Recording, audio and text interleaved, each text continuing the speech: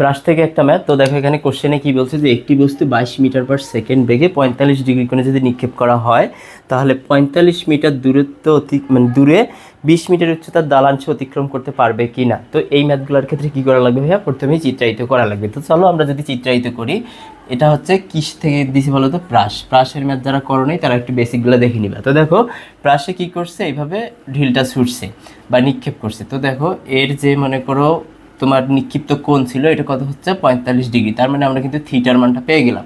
এবং এর যে ভি নট মানে কত বেগে ছুটছে সেটা হচ্ছে 22 meter per second, 22 meter per second. So v naught আমরা পেয়ে গেলাম।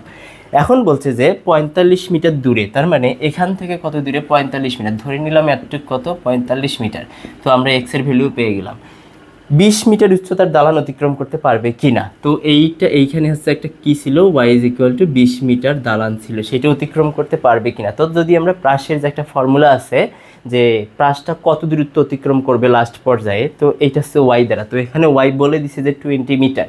যদি আমি y বের করে 20 মিটারে বেশি পাই বা 20 মিটারের ইকুইভ্যালেন্ট পাই তাহলে অতিক্রম করতে পারবে, আর যদি কম আসে তাহলে পারবে না। তো দেখো আমরা ফর্মুলাটা লিখি।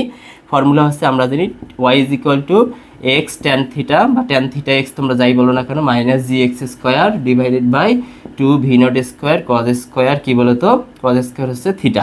তো আমরা যদি ভ্যালুগুলো বসাই দিই, x এর মান হচ্ছে আমাদের 45, tan কত বলো তো, tan মানে 45 মাইনাস g এর মান হচ্ছে 9.8, x এর মান হচ্ছে 45 স্কোয়ার / 2 v0 এর মান হচ্ছে 22 স্কোয়ার cos কত বলো তো, cos 45 স্কোয়ার।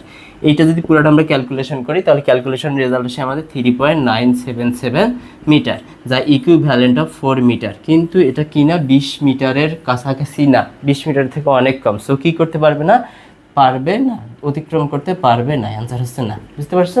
এটা হচ্ছে প্রাসের ম্যাথটা। Thank you.